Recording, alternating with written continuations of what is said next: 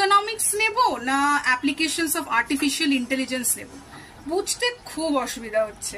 সবাই ব্যাচেলার্স এই ওয়েস্ট বেঙ্গল বোর্ডের যে ক্লাস 10-এর পরীক্ষা হয়েছে, তারপরে স্টুডেন্টসরা আমাকে জিজ্ঞেস করছে ম্যাম আমি কোনটা নেব, ইকোনমিক্স নেবো, কারণ কি আমাদের দুটো অপশনাল সাবজেক্ট আছে, এবার ইকোনমিক্স নেবো না অ্যাপ্লিকেশন অফ আর্টিফিশিয়াল ইন্টেলিজেন্স নেবো।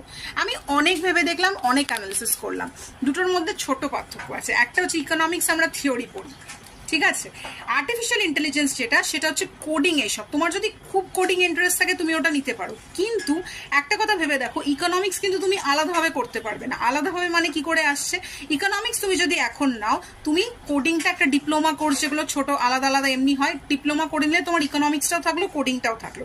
ইকোনমিক্স তোমার থিওরি শেখায়, আর কোডিং যেটা আর্টিফিশিয়াল ইন্টেলিজেন্স হয় সেটা তোমায় শেখায় যে তুমি কি করে সেটা নিয়ে ফ্লারিশ করবে।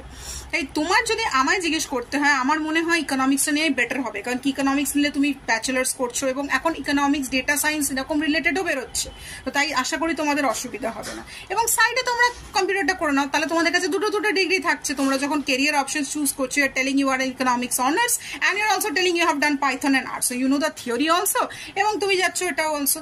So best of luck student, don't think much and choose the economics option. আর যদি কোনো অসুবিধা হয়, you can always WhatsApp me on this number.